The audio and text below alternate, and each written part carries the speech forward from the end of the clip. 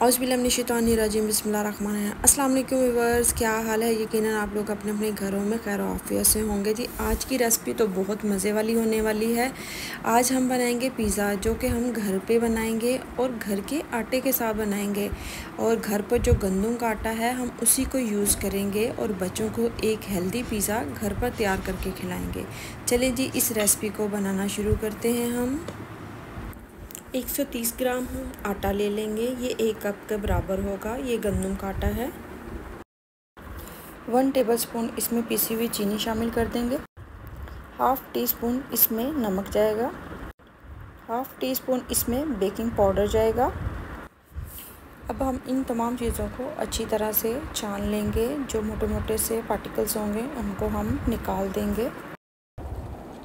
इन तमाम चीज़ों को अच्छी तरह से हम मिक्स कर लेंगे और दरमियान में एक होल सा बना लेंगे। हाफ़ कप मैंने दही लिया है, ये तकरीबन 120 ग्राम है, इसको भी डाल देंगे। 1/4 टीस्पून हम मीठा सोडा लेंगे खाने वाला, ये तकरीबन 1 चाय का चम्मच जो होता है उसका चौथा हिस्सा वो इसमें हम शामिल करेंगे। जैसे ही हम इसको दही के अंदर मिक्स करेंगे तो ये रिएक्ट करना शुरू हो जाएगा, यानी ये बबल बनाना शुरू कर देगा। हमें ये 30 से 40 सेकंड तक ये जो अमल करना है, चम्मच चलाते जाना है और इसमें बबल बनाते रहना है, ताकि इसके जो बबल हैं वो अच्छी तरह से बाहर आ जाएं और ये लिक्विड जो हम रेडी कर रहे हैं ये फूल जाए अच्छी तरह से। तो अगर हम ये अमल नहीं करेंगे इसके अंदर, तो हम जब यानी पिज़्ज़ा खाएंगे तो उसमें एक अजीब सा टेस्ट आएगा इसका। तो इसलिए इस अमल को करना बहुत ज़रूरी है। तो अब मैं इसको अच्छी तरह से मिक्स कर लूँगी। अब हम दही को आटे के साथ अच्छी तरह से मिक्स कर देंगे ताकि ये एक डो सी बनना शुरू हो जाए। अब मैं इसको हाथों की मदद से अच्छी तरह से डो सी बना लूँगी। अगर मुझे इस स्टेज पर पानी की ज़रूरत पड़ेगी तो मैं इसमें रूम टेम्परेचर का पानी इसमें थोड़ा सा ऐड कर लूँगी। अलग अलग किस्म के आटे होते हैं जो कि कुछ कम पानी में गूंद जाते हैं, कुछ ज़्यादा पानी के इस्तेमाल से गूंदे जाते हैं।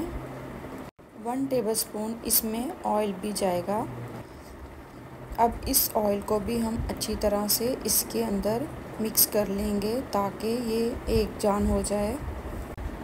तो ये इस तरह से एक हमारी डो सी बन जाएगी। अब हम इसको बोल में से निकाल कर तो शेल्फ़ के ऊपर जो है इसको मस लेंगे, ताकि इसके जो हमें इसके अंदर जो रेशे चाहिए जो पिज़्ज़े की डो के होते हैं वो हमने इसमें बनाने हैं। तो इसको मैं हाथों की मदद से थोड़ा थोड़ा सा खुश्का डालकर इसको डो की शक्ल दे लूँगी। इस तरह से आपने हल्का हल्का सा शेल्फ़ के ऊपर जो है खुश्का डालते जाना है और इस डो को हाथों की मदद से मसलते जाना है और ये एक डो की फॉर्म में आ जाएगा। ये थोड़ा सा तकरीबन 5 से 8 मिनट लगेंगे इस यानी अमल को करते हुए, शायद इससे पहले भी हो जाए, डिपेंड करता है आपके आटे पर। तो ये देखें, ये हाथों को बहुत ज़्यादा चिपकेगा, तो आपने इसी तरह से इस पे थोड़ा थोड़ा सा ड्राई आटा जो वो डालते जाना है और इसको एक डो की शक्ल बना लेनी है। तो ये हाथों को काफ़ी ज़्यादा यानी चिपकेगा। तो ये देखें जी, मैंने इसी तरह से इसको बना लिया है मसल कर शेल्फ़ के ऊपर, और इस तरह से मुझे रेशे चाहिए थे जिस तरह से आटे के अंदर आ रहे हैं। तो ये अमल जो है थोड़ी देर गूंदने के बाद ही आता है, इससे डो यानी बहुत अच्छी बनती है। कुछ लोग ये अमल नहीं करते, इसको थोड़ी देर के लिए पड़ा रहने देते हैं। तो इसलिए मैंने तो प्रॉपर आपको एक तरीका बताया है जिस तरह पिज़्ज़े की एक डो बनती है। तो ये जो अमल है ये करना बहुत ज़रूरी है, इससे जो है पिज़्ज़े की डो बहुत ही अच्छी बनती है और सॉफ्ट बनती है। अब हम थोड़ा सा ऑयल लेंगे और अपनी इस डो के ऊपर लगा देंगे अच्छी तरह से। तो इस तरह से हमने एक बोल सा बना लेना है। अब हमने एक बोल लेना है, इसको भी ऑयल से ग्रीस कर लेना है और अपने पेड़े को भी ऊपर से हमने ऑयल से ग्रीस कर लेना है ताकि ऊपर से ये ड्राई ना हो। अब हम एक गीला कपड़ा लेंगे तो इसको भी हम इस डो के ऊपर इस तरह से लगा देंगे और इसको तकरीबन 30 से 40 मिनट के लिए छोड़ देंगे ताकि ये अच्छी तरह से रेडी हो जाए।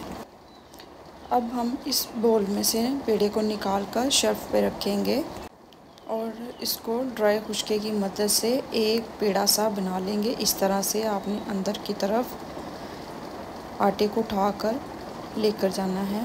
ये देखें जी, इस तरह से। तो ये थोड़ा सा जो हमारे हाथों को चिपक रहा था, ये अब चिपकेगा नहीं। इसको हम थोड़ा सा मसल लेंगे ताकि ये एक जैसा हर तरफ से, यानी हमारी परफेक्ट डो बन जाए।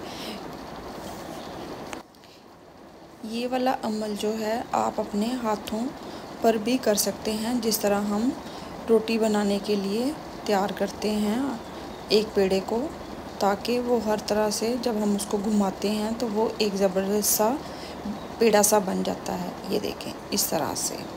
ये आपको दूसरा तरीका मैंने बताया है। आप शेल्फ के ऊपर रखकर भी इसको एक यानी पेड़े की शक्ल दे सकते हैं और हाथों की मदद से भी। अब हम इसको खुशका लगाकर अच्छी तरह से रोटी की शक्ल में बेल लेंगे। ये तकरीबन हमने रोटी जो है तकरीबन 7 इंच की बेलनी है। तो ये देखें जी, रोटी की आपने जो थिकनेस है इससे थोड़ी सी मोटी आपने रखनी है। आपने 7 इंच का पैन लेना है, उसके मुताबिक रोटी को आपने बेलना है। मेरे पास पैन जो है वो मीडियम साइज़ का था, इसलिए मैंने अपनी रोटी को थोड़ा सा बड़ा और पतला बनाया है। आपने इस चीज़ को मद्देनज़र रखना है कि आपने अपने पैन के मुताबिक ही रोटी को बेलना है। थोड़ी सी मोटी रोटी इससे बनेगी। तो आपने पैन को पहले ग्रीस कर लेना है, जिस तरह से मैं इसको ग्रीस कर रही हूँ। और रोटी को इस तरह से इसके अंदर हमने अच्छी तरह से फैला देना है और इस तरह से 1 इंच के फासले पर आपने इसके किनारों को प्रेस करते जाना है। जैसे कि पिज़्ज़े के किनारे बनते हैं, हमने वैसे ही बनाने हैं। मेरी रोटी पतली है, इस वजह से वो ज़्यादा फील नहीं हो रही। आप जो बनाएंगे वो थोड़ी सी इससे मोटी बनेगी और उसके किनारे भी थोड़े से गुदे गुदे से होंगे, इसलिए आपको उसमें ज़्यादा प्रोमिनेंट होगा। लेकिन ये जो है ये अमेरिकन स्टाइल में पिज़्ज़ा बनेगा, थिन वाला। तो ये भी बहुत मज़ेदार बनता है। तो मेरे पास पैन ना होने की वजह से मैंने इसको बड़े पैन में बनाया है। इस तरह से आपने फोक की मदद से इसमें होल कर लेने हैं, ताकि पिज़्ज़े को जब स्टीम आएगी तो ये अंदर से दरमियान में से फूलेगा नहीं, अपनी सतह के साथ ही चिपका रहेगा। ये देखें, इस तरह से आपने भी इसमें कट लगा लेने हैं। बाज़ार में बनी हुई पिज़्ज़ा सॉस भी मिल जाती, लेकिन मैं होममेड पिज़्ज़ा सॉस इस्तेमाल कर रही हूँ। इसकी रेसिपी भी आपको मेरे पेज से मिल जाएगी। ये मेरी होममेड पिज़्ज़ा सॉस है, ये भी बहुत ज़बरदस्त बनती है। तो इसका बहुत ही ज़्यादा यानी फ्लेवर अच्छा है। मैं बाज़ार की कम ही यूज़ करती हूँ। अगर मुझे बहुत ज़्यादा जल्दी हो तो फिर मैं बाज़ार की यूज़ करती हूँ, तो नहीं तो अदरवाइज़ मैं अपने घर में जो मैंने सॉस बनाई होती है उसी को पिज़्ज़े पे लगाकर उसका पिज़्ज़ा रेडी करती हूँ। मैंने मोज़रेला और चेडर चीज़ दोनों को मिक्स कर इस पिज़्ज़े के ऊपर लगाया है। तो आपने इस तरह से इसको फैला लेना। अब इसके ऊपर वेजिटेबल्स जाएंगी। वेजिटेबल्स में मैंने कैप्सिकम लिया है, शिमला मिर्च ली है और इसके अंदर प्याज जाएगा, ऑलिव्स वगैरह जाएंगे, मशरूम्स जाएंगे, बेबी कॉर्न वगैरह, जो भी आपके पास घर पर चीज़ें अवेलेबल हैं आप उनसे पिज़्ज़ा रेडी कर सकते हैं। कुछ भी नहीं है तो आप इसके ऊपर जो भी घर में टॉपिंग आपके पास पड़ी हुई है आप उसको यूज़ करके बच्चों को एंजॉय करवा सकते हैं। तो मेरे पास घर पर जो चीज़ें पड़ी हुई थी मैंने वही यूज़ की हैं। आप जितना इसको हेल्दी करना चाहते हैं आप इसको हेल्दी कर सकते हैं।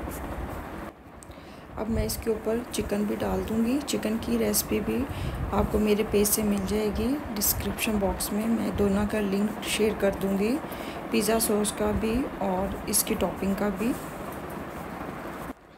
अब हम मशरूम की टॉपिंग ऊपर से कर लेते हैं और थोड़े से बेबी कॉर्न भी इस पर डाल देंगे। एक मरतबा फिर हम मोज़रेला और चेडर चीज़ की ऊपर से लेयर लगाएंगे अच्छी तरह से। अब इसके ऊपर क्रश चिल्ली हम डालेंगे, ऑप्शनल है। अब हम फ्लेवर के लिए इसके ऊपर ऑरिगेनो भी यूज़ करेंगे। इसकी खुशबू बहुत ही ज़बरदस्त आती है। जब पिज़्ज़ा बेक हो रहा होता है तो इसका अरोमा पूरे घर में यानी फैला होता है। बहुत ही मज़े की इसकी खुशबू आती है। अब हम इसके किनारों को ऑयल की मदद से ग्रीस कर लेंगे ताकि ये जो किनारे हैं हमारे क्रिस्पी रेडी हों। पतीले को मैंने पहले से 15 से 20 मिनट पहले प्री हीट कर लिया था। नीचे एक जाली रख दी थी स्टीम वाली। तो आपने भी इसी तरह से इसको यानी कवर करके रखना है और इसकी अच्छी सी स्टीम बना लेनी है। फिर ऊपर से किसी भारी चीज़ से इसको कवर करके 20 से 25 मिनट के लिए छोड़ देना है। तो ये दरमियान में मैंने अभी 15 मिनट के बाद इसको चेक किया है तो ये अभी रेडी नहीं हुआ। अब मैं इसको देखूँगी कि मुझे कितना टाइम इसको देने की ज़रूरत है। और ये देखिए जी माशाल्लाह से हमारा पिज़्ज़ा ज़बरदस्त सा रेडी हो गया है। तो अब हम इसको निकाल लेते हैं। आपने 15 मिनट के बाद इसको ज़रूर चेक कर लेना है और आँच आपने इसकी दम से थोड़ी सी ज़्यादा रखनी है। और ये देखिए जी हमारे जो किनारे कितने ज़बरदस्त पिज़्ज़े के रेडी हुए हैं। और ये आटे की डो थी इसलिए इस पर थोड़ा सा टाइम ज़रूर लगेगा। अब मैं इसको नीचे से चेक करवाती हूँ। ये देखें नीचे से कितना प्यारा हमारा जो पिज़्ज़ा वो पक गया है। ये देखें इस तरह से आपके पिज़्ज़े का नीचे से कलर आना चाहिए। अगर वाइट होगा तो समझे पिज़्ज़ा अभी कच्चा है। उसका हल्का हल्का सा गोल्डन सा ब्राउन सा कलर आने देना है आपने। इसको फ़ौरन से आपने निकाल नहीं लेना। अब इसकी हम स्लाइस कट करेंगे। माशाल्लाह से पिज़्ज़ा हमारा बहुत ही सॉफ्ट बना है। तो आपने इसी तरह से इसी तरीके से आपने पिज़्ज़े की ट्राई करनी है, अपने बच्चों को बनाकर खिलाना है। तो अगर आपका फ़र्स्ट टाइम में सही नहीं बनता पिज़्ज़ा तो आप इस रेसिपी को सेकंड टाइम ज़रूर ट्राई कीजिएगा, क्योंकि कुछ एक्सपेरिमेंट होते हैं जो फ़र्स्ट टाइम में नहीं ठीक बनते। आप लोग कहते हैं कि शायद ये हमें वीडियो में ऐसे दिखाया गया है, पिज़्ज़ा ऐसे नहीं बनाया गया होगा। तो मैं आपको हर चीज़ इसकी चेक करवा रही हूँ। ये देखें आपके सामने मैंने इसका स्लाइस कट किया है और माशाल्लाह से बहुत ही सॉफ्ट इसकी जो डो नीचे की वो स्पंज रेडी हुआ है। और देखें किनारे किस कदर क्रिस्पी लग रहे हैं। तो आपने पिज़्ज़े को बेक करते हुए ज़रूर टाइम देना है और उसकी स्टीम किनारों से नहीं निकलना चाहिए। और ढक्कन के ऊपर कोई वज़न वाली चीज़ रख देनी है ताकि अंदर प्रॉपर एक स्टीम बन जाए जिसके अंदर पिज़्ज़ा हमारा अच्छी तरह से बेक हो जाए। अगर आपको मेरी ये रेसिपी पसंद आई तो लाइक कीजिएगा, शेयर कीजिएगा, सब्सक्राइब कीजिएगा। अल्लाह हाफिज़।